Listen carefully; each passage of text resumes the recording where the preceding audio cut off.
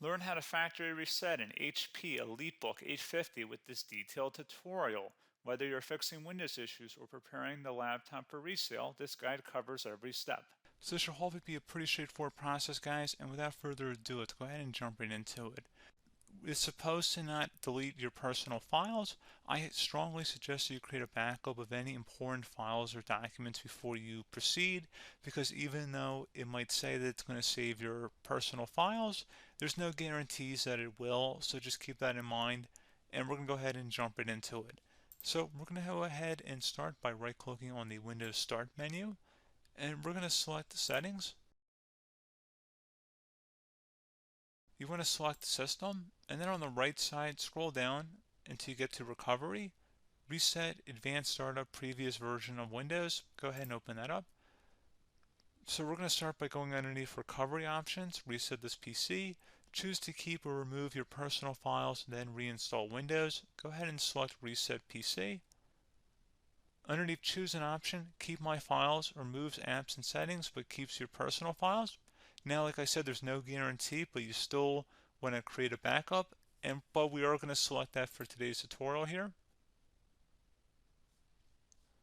And it's going to ask how would you like to reinstall Windows. I usually do a local reinstall, so that's what I'm going to select.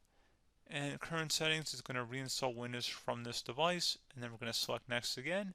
This shouldn't take too long here, guys.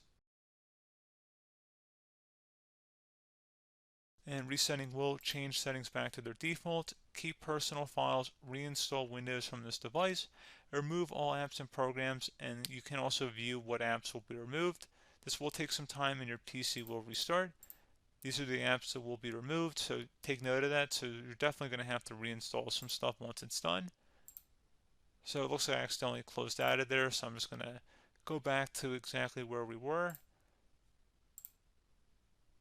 And we're just going to go ahead and proceed with the reset here and select reset.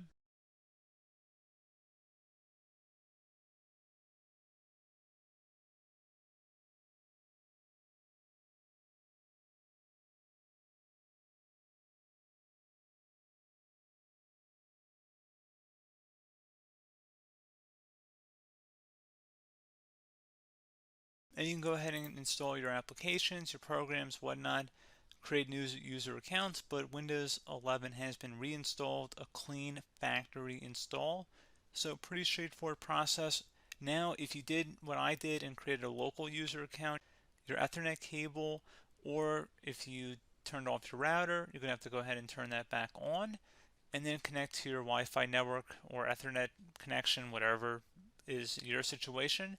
But pretty straightforward process, guys. Do hope I was able to help you out, and I do look forward to catching you all in the next tutorial. Goodbye.